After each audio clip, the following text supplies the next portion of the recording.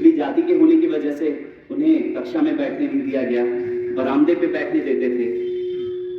जो पानी पीने का इंतजाम था स्कूल में, उन्हें पानी पीना मना नहीं था, लेकिन नल को छूना मना था। तो जब प्यून होता था ड्यूटी पे, वो नल खोलता था, वो पानी पी सकते थे। अगर कभी प्यून किसी काम से बाहर है या आया नहीं स्कूल, तो उस दिन उन्हें पूरे दिन प्यासा रहना पड़ता था। आज के दिन हमें भीमराव अंबेडकर जी के बारे में जानना चाहिए, उनके जीवन के बारे में जानना चाहिए, उनकी उपलब्धियों के बारे में जानना चाहिए। उन्होंने चिंतन किया, तो उन्होंने सोचा कि हमारे पास तो अभी भी पैसे हैं, लेकिन समाज में प्रतिष्ठा आज भी नहीं है। तो एक ही तरीका है अपने आप को इस समाज के इस पाप से निकालने का, वो है शिक्षा। उन्होंने मन बनाया, शिक्षा लिया, स्कूल गए वापस, जैसी भी परिस्थिति थी पढ़ाई किया, शिक्षा लिया।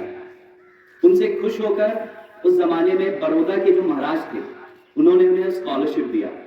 उन्हें यूएस में, अमेरिका में कोलंबिया यूनिवर्सिटी पढ़ने भेजा। 4 साल वहां पढ़ाई की उन्होंने। फिर वहां से वो इंग्लैंड गए, वहां उन्होंने यूनिवर्सिटी ऑफ लंदन में पढ़ाई किया। मुझे बोलते हुए बहुत अच्छा लग रहा है कि मैंने भी उसी यूनिवर्सिटी से पढ़ाई की। महागठबंधन के कार्यकर्ताओं के द्वारा लक्ष्मी पंडित वरिष्ठ कॉमरेड की अध्यक्षता में भीमराव अंबेडकर की 132वीं जयंती समारोह का आयोजन खंगरेटा उच्च विद्यालय प्रांगण में किया गया।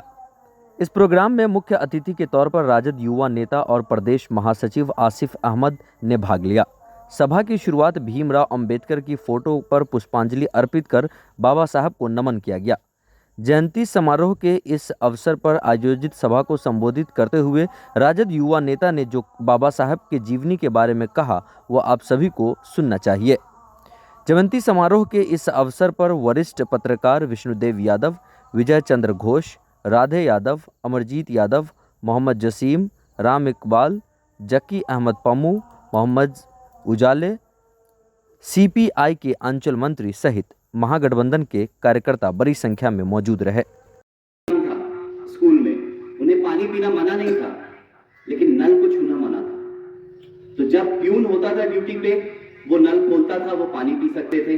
अगर कभी प्यून किसी काम से बाहर है या आया नहीं स्कूल, तो उस दिन उन्हें पूरे दिन प्यासा रहना पड़ता था। पैसा तो था, पर समाज में कोई इज्जत, कोई प्रतिष्ठा कुछ नहीं थी। उन्होंने बहुत बार कोशिश किया कि उनकी बुआ उनके साथ रहती थी, उनके बटुए से कुछ पैसे चोरी करें, शहर भाग कर जाएं, वहां कुछ काम करें, पैसे कमाएं। बहुत बार उन्होंने कोशिश की, लेकिन नहीं कर पाए। 3 बार 4 बार कोशिश करने के बाद एक दिन उन्होंने बटुए पे हाथ डाल दिया, और उसमें बहुत कम पैसे थे। इतना नहीं था कि वो शहर जा सके। बहुत रोए, वो बहुत दुखी हुए। फिर उन्होंने चिंतन किया, तो उन्होंने सोचा कि हमारे पास तो अभी भी पैसे हैं, लेकिन समाज में प्रतिष्ठा आज भी नहीं है। तो एक ही तरीका है अपने आप को इस समाज के इस पाप से निकालने का, वो है शिक्षा। उन्होंने मन बनाया, शिक्षा लिया, स्कूल गए वापस, जैसी भी परिस्थिति थी पढ़ाई किया, शिक्षा लिया। उनसे खुश होकर उस जमाने में बड़ौदा के जो महाराज थे, उन्होंने उन्हें स्कॉलरशिप दिया। उन्हें यूएस में, अमेरिका में कोलंबिया यूनिवर्सिटी पढ़ने भेजा। 4 साल वहां पढ़ाई की उन्होंने। फिर वहां से वो इंग्लैंड गए, वहां उन्होंने यूनिवर्सिटी ऑफ लंदन में पढ़ाई किया।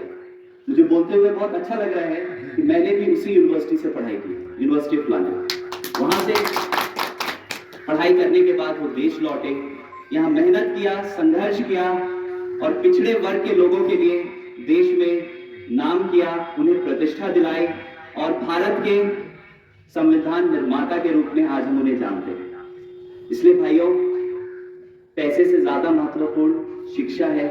इस पर ध्यान दें, अपने बच्चों की शिक्षा पर ध्यान दें। अगर वो पढ़ेंगे, लिखेंगे, काबिल बनेंगे, तो दुनिया की हर ऊंचाई छू पाएंगे। यही कहकर मैं अपनी बात को समाप्त करूंगा और अंबेडकर जी को नमन करूंगा। धन्यवाद।